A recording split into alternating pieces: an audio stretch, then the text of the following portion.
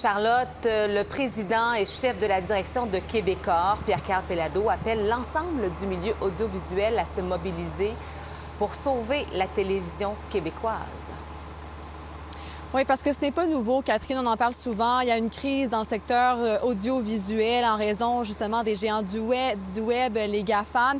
Et hier, en point de presse, Pierre-Carl Péladeau a donné des chiffres. Entre autres, il a dit qu'il a perdu 14 des revenus publicitaires entre 2023 et 2025 et que si rien ne change, bien, ce sont des séries qui ne pourront pas être renouvelées, des productions originales québécoises qui ne pourront pas voir le jour et d'autres emplois également sont menacés.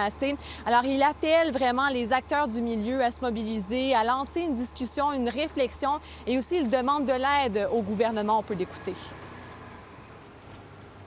Je pense que TVA a fait son travail. Les efforts sont considérables. Votre collègue l'a mentionné. Les effectifs ont été réduits de façon significative. On a baissé notre capacité donc, au niveau de nos coûts d'exploitation. Nous avons investi aussi donc, dans des nouveaux studios qui sont complètement automatisés. Plus personne là-dedans, sinon l'animateur. Alors, c'est difficile d'aller plus loin. Maintenant, je pense que c'est l'ensemble des parties prenantes de l'écosystème qui doivent s'asseoir et déterminer qu'est-ce que nous souhaitons avoir comme collectivité au niveau de notre télévision.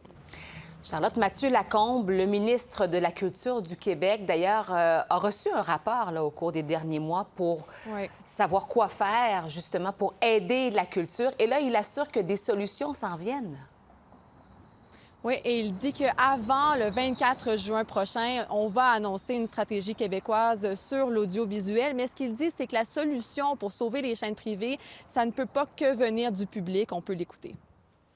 L'environnement actuel, de plus en plus numérique dans lequel on est, il n'y a rien à voir avec l'époque où tout le monde était abonné au câble puis où les revenus publicitaires rentraient à la planche. On n'est plus là. Donc, comment TVA ou Nouveau, par exemple, peuvent avoir un nouveau modèle d'affaires qui va leur permettre de générer des revenus dans ce nouvel écosystème-là. Il y aura évidemment beaucoup d'argent public au rendez-vous pour soutenir l'industrie, mais ça ne peut pas qu'être ça, sinon ça devient des chaînes qui sont des chaînes publiques. Et je rappelle, Catherine, que 280 millions de dollars ont été prévus dans le budget 2026-2027, justement là, pour aider le milieu de l'audiovisuel. Merci, Charlotte. À tout à l'heure.